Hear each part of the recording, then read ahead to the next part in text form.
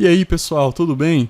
Bem, essa aula ela vai fugir um pouquinho do cronograma, ela vai ser bem curta, mas o objetivo dela é esclarecer uma dúvida que eu sei que muito iniciante comete esse erro. O erro de muito iniciante tem relação com essa questão. Então vamos lá. O assunto dessa aula é a indentação. O que significa indentação? Vou falar a definição literal, né? Indentar é o recuo do texto em relação à sua margem. E na prática, o que vem a ser indentar? Indentar é esse espaço que nós damos aqui, ó. Como vocês podem ver, são 4 pontinhos. Isso aqui é o mesmo espaçamento que nós damos quando apertamos a tecla Tab. Vou colocar aqui, ó, instrução. E aí aqui quando eu venho aqui no começo dessa instrução e aperto o Tab, automaticamente a IDE gera essa indentação de acordo com o que é padrão do Python, tá? Isso aqui é a IDE que está gerando, porque se não fosse pela IDE, nós teríamos que fazer isso aqui, ó, apertar a tecla de espaço 1,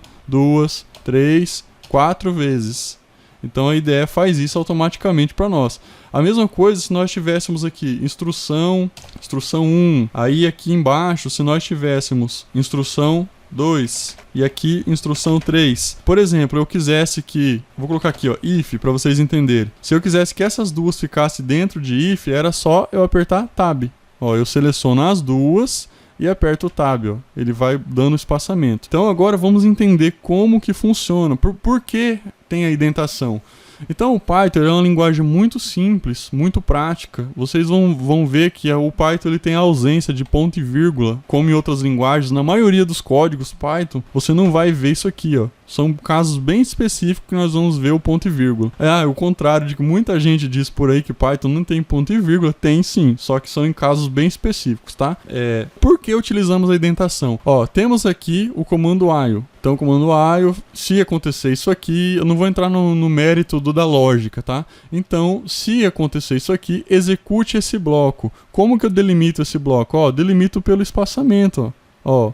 Tudo aqui pertence, ó, esses 4, ó, pertence ao while. E aqui dentro nós temos o if, tá vendo? E dentro do if ele tem o próprio espaçamento dele. Ou seja, o bloco do if, aqui nesse caso, ó, esse bloco, ele é pertencente nesse espaçamento. O else, ele tem o espaçamento dele. Então vamos supor que se eu fizesse o código dessa forma aqui, ó, daria certo? Ó, o código está correto. Só que daria um erro, porque o else está dentro do bloco do if. Isso não pode acontecer, ó. Isso aqui é um erro comum de iniciante, olha só. O bloco do if é esse aqui, ó.